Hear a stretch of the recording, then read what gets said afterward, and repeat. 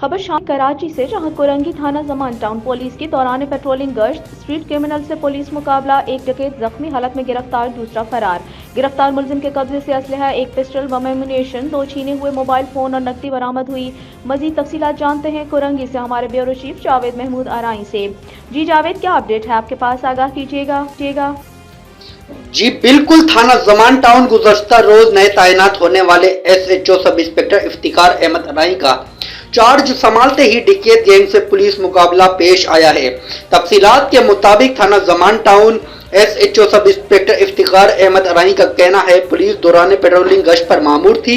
मुसल्ला डकैत मुलजिमान coast guard नजदीक अवैस करनी मस्जिद के करीब शहरी से लूट मार की वारदात को सर अंजाम दे रहे थे। डकैत मुलजिमान पुलिस को देखते ही फरार होने लगे। पुलिस ने मुलजिमान का ताकुब किया। डकैत मुलजिमान ने पुलिस पर अंधाधुंध फायरिंग शुरू कर दी। दो तरफा फायरिंग के तबादले के बाद एक मुसल्ला डकैत को जख्मी हालत में गिरफ्तार कर लिया गया है और मुलजिम का साथी अंधेरे का फायदा उठाते हुए फरार होने में कामयाब हो गया है। गिरफ्तार जख्मी डकैत मुलजिम की शनाख्त मोहम्मद रईस वल्द मोहम्मद हसन के नाम से हुई। गिरफ्तार मुलजिम का साबका क्रिमिनल रिकॉर्ड भी चेक किया जा रहा है। ज़ाब्ते की मुकम्मल कार्रवाई अमल में लाई जाएगी।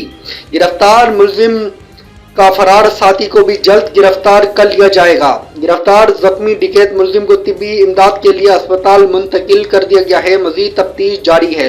रिपोर्ट जावेद महमूद अराई, कुरंगी ब्यूरो चीफ, अनमोल न्यूज़ HD, कराची।